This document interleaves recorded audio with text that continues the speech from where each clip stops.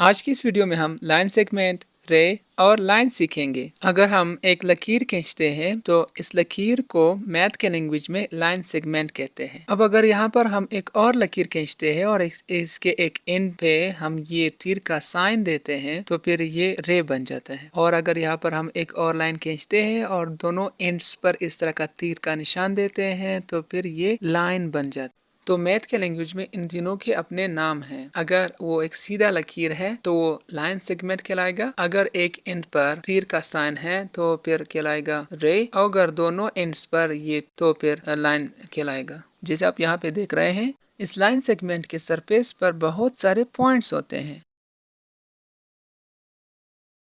अब आप इमेजिन करें कि एक लाइन सेगमेंट के सरफेस पर इतने सारे पॉइंट्स होते हैं। इन सारे पॉइंट में से ये जो एंड के पॉइंट्स हैं, एक ये और एक ये बड़े काम के हैं। अब हम बाकी पॉइंट्स को यहाँ से हटाएंगे क्योंकि हमारा काम ये एंड के 2 पॉइंट से है। जब आप किसी लाइन सेगमेंट के एंड के पॉइंट्स मालूम कर लेते हैं तो उसके बाद आपने इस एंड पॉइंट्स के नीचे एक एक लेटर लिखना है। तो मैं इस एंड पॉइंट के नीचे एल लिखता हूँ और इस एंड पॉइंट के नीचे एम लिखता हूँ। इस तरह करने से ये लाइन सेगमेंट का नाम बन जाता है। तो इस लाइन सेगमेंट का नाम हो गया LM।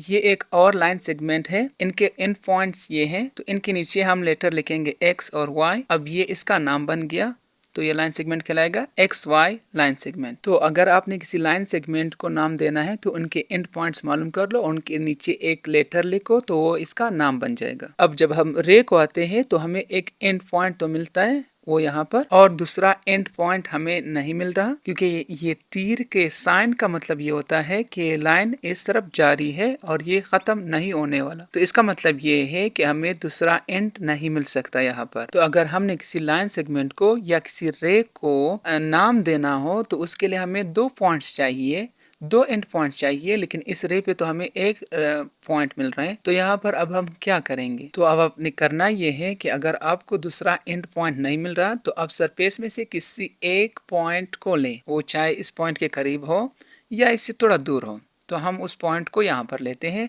तो एक एंड पॉइंट हो गया और एक सरफेस का पॉइंट हो गया। तो इन 2 के नीचे लेटर लिखते हैं, इसके नीचे लिखते हैं C और इसके नीचे लिखते हैं D। तो ये इस रे का नाम बन गया। तो इस रे का नाम हो गया CD रे। अब जब लाइन पे आते हैं तो लाइन के दोनों एंड्स, ये एंड और ये एंड, दोनों एंड जारी है, कंटिन्यू है और ये खत्म नहीं होने वाले।